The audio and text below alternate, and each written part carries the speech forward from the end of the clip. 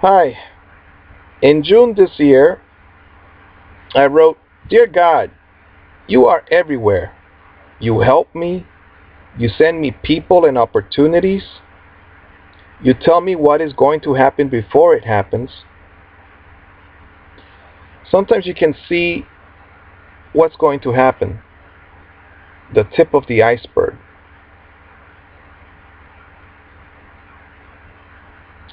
For instance, I should have known that the spouse and I would have a disagreement about Halloween. She always wants to go trick or treating, and I say that it's not the best thing to be teaching your children to go to a stranger's house and knocking on their doors and asking for candy. I just never liked that, even as a kid. I was like, why am I going to go over there? I mean, I did do it. I did dress up the dogs and walked around, but I didn't even know what trick or treat was. It's wrong to be doing that, in my opinion. God, you planted these dreams and desires in me. You create through me. You allowed me to have children. Thank you. Now I will take action.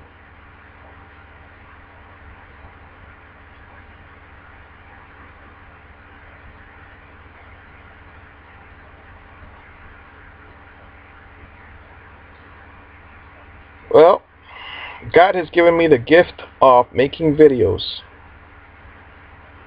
And the next note says, also from June this year, 2013, homeless child of God, make a video.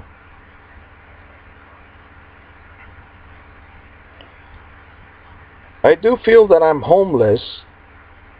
I'm in some ways powerless, only because I'm not able to earn money. I mean, I could go wash dishes at some restaurant, but my neighbor was doing that, and whenever he would get to work, which they told him what time to punch in, sometimes they would say, "No one's here, come back in 2 hours." That type of job is not for me. I mean, this neighbor would walk, how many miles is it from here to Walmart in that area? Or he would ride his skateboard or ride his bicycle. The police would stop him at night when he was walking home from work. "Why are you dressed in all black?" "It's my work uniform." "Where are you going?" "Home." "Where do you work?" "Restaurant over here." That was at night. During the day, when he was coming home, why was he attracting the police so much? It's because I believe, and I have mentioned this to other people, if people see you walking, people think you are strange in the United States. Because again, this young man was stopped another day and he said to me, this is the stories he told me, "I crossed the street and the police pulled me over and said, 'Why did you cross as soon as you saw us?' And he says, 'I was going home and I live over there.' And so then they want to see his ID, which he doesn't have because he lost his wallet when he bought an ice cream cone for my kid, for my son."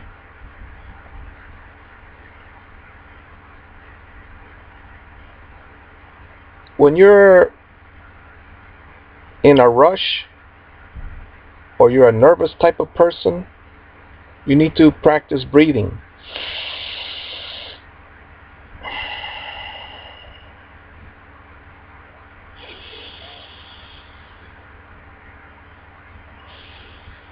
You hold it for a second and you let it out.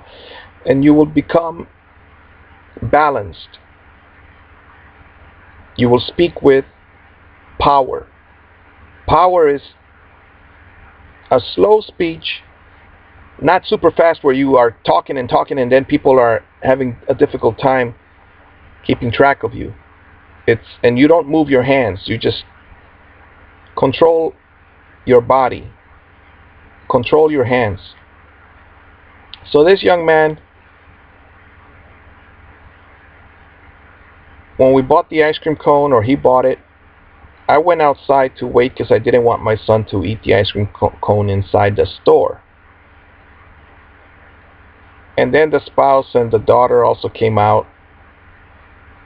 So then the young man was paying, and then he left. He almost bumped into us when he came out of the store. He thought we were in the car or something.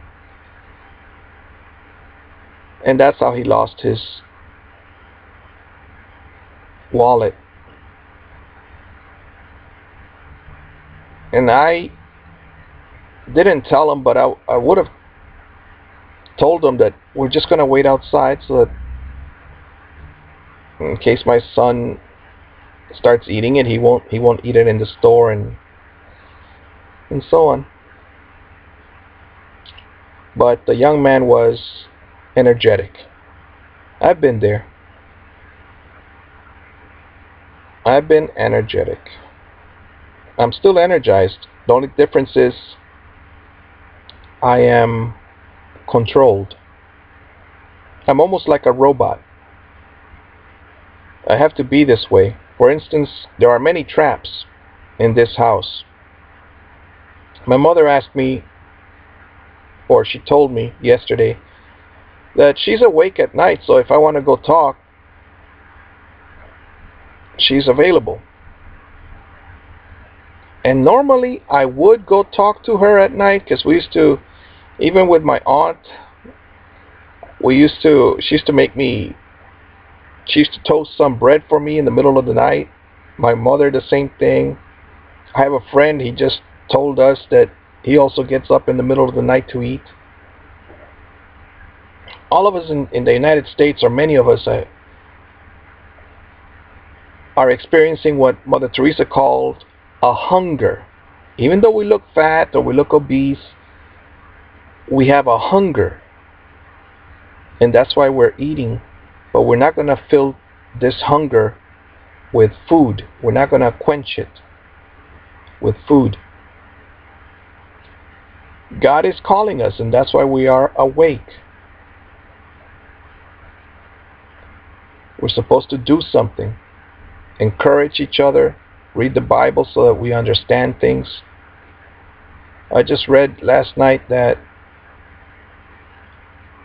you are stealing if you don't give your husband sex. If you don't give your wife sex and she needs it, you are stealing. Your body does not belong to you. It belongs to her if you're a man. And her body belongs to you if you're the man.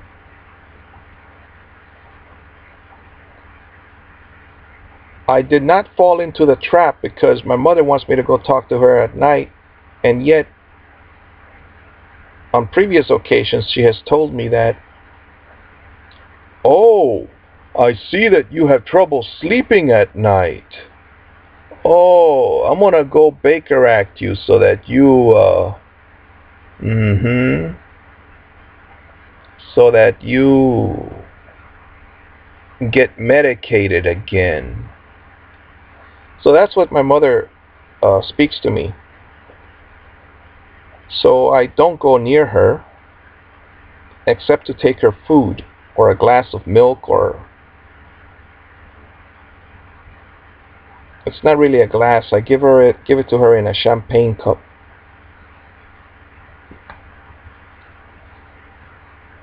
All right. You gotta watch out for traps when you live with other people.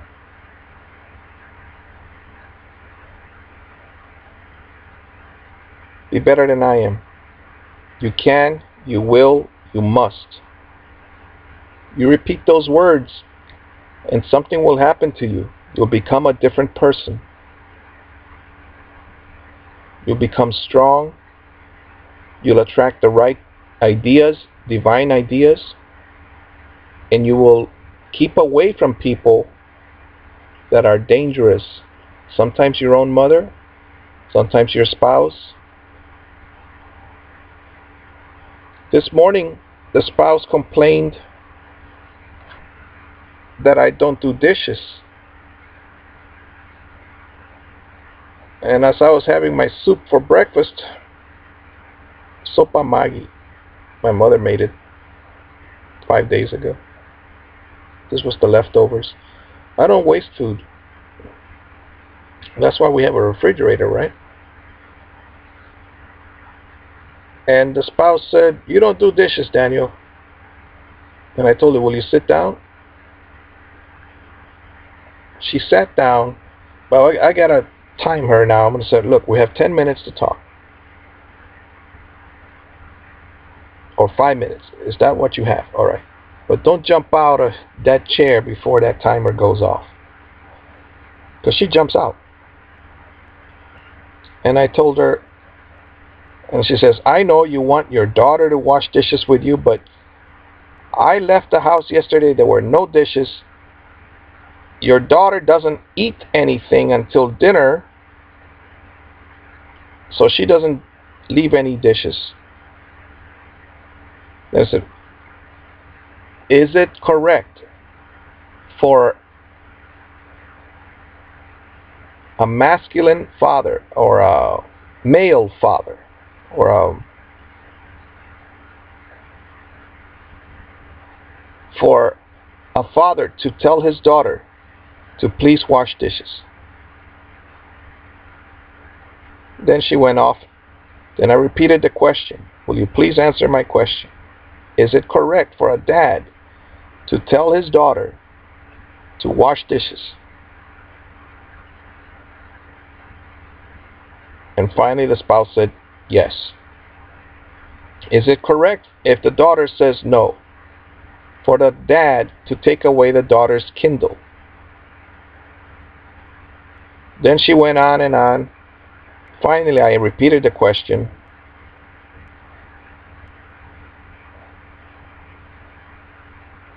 And she said that we were going to have a meeting tonight. Which is interesting because I've been trying to have meetings with the family for the last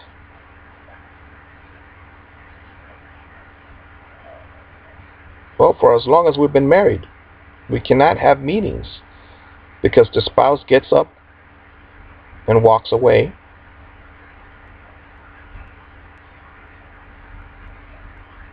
So now the daughter will listen to me because I breathe in, I control my breath, I control my hands, I don't smile at them, not very often, not at all, very, very little.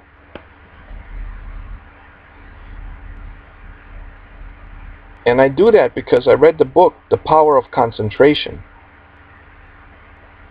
That's the type of man I need to be, so that others will be persuaded to my way of thinking.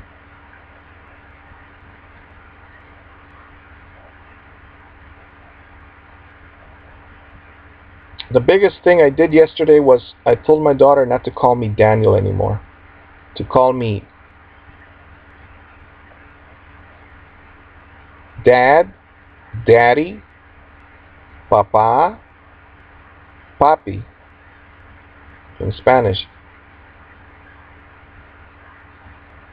So she called me Daniel later on, and then I said, "I will give you a hug for every time you call me Daniel." So she stopped. Now she just says, "Would you like to do this or that?" She doesn't say Daniel anymore. She's developing her new habit. Then, of course, my mother got upset and said that my son should also call me Dad or Daddy or Papa or Papi, and not to call me Daniel. He's not your chum or best friend. He's your son.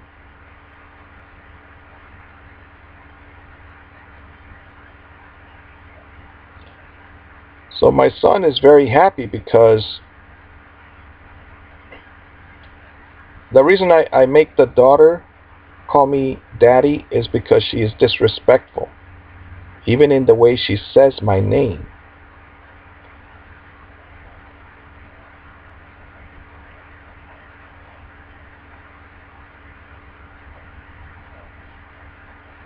My son is respectful when he says my name.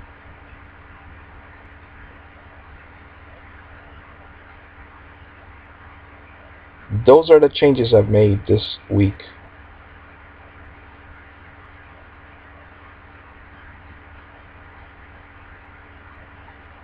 You can change your life if you control your words, your thoughts. You can, you will, you must. That's the thought that you need all day long.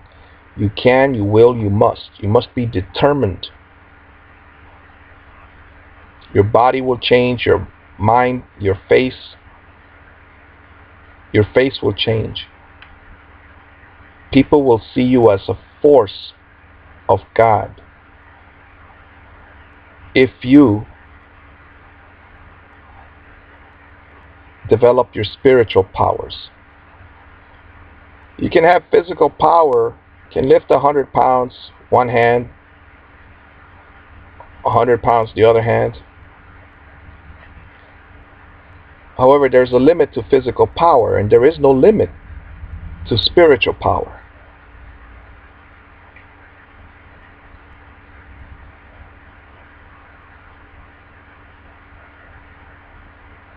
You can, you will, you must. My son is developing that power because yesterday he did not go trick-or-treating with the spouse, his mother, and his sister. He stayed home with me. And he told me how difficult it was to have to choose sides between his mother and his father. And I told him it is extremely difficult and that I chose sides long ago. I chose to stay here in this house because of both of my children, but most likely in the last 3 years it's been just because of him. Because he is respectful, I stay here.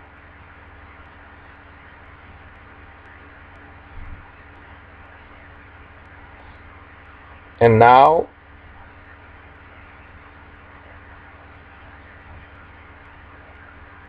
my son had to choose to go with his mother or stay here with me, and he chose me.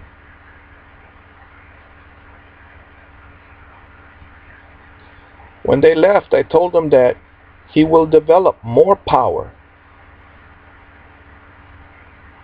because he notices that he has power. His sister came running to him, please, please, let's do this and this and this and that, and let's buy this together because you have that much and I have this much. Let's buy internet. And he said, I like going for a walk to the library to get internet. I don't miss it. And when she left, he said, Daniel, why is my sister coming to me? Most of the time she calls me and I go over there. Now she's coming to me. This is powerful, Daniel. I want to be powerful like this. It's not that you are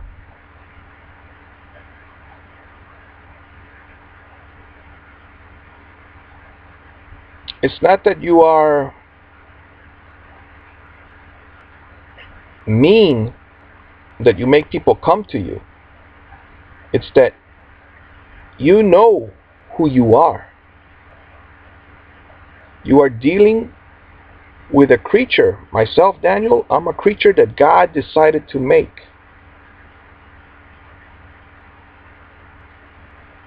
God does not make junk. This young man now, that's the doorbell, that's probably my mother or someone else.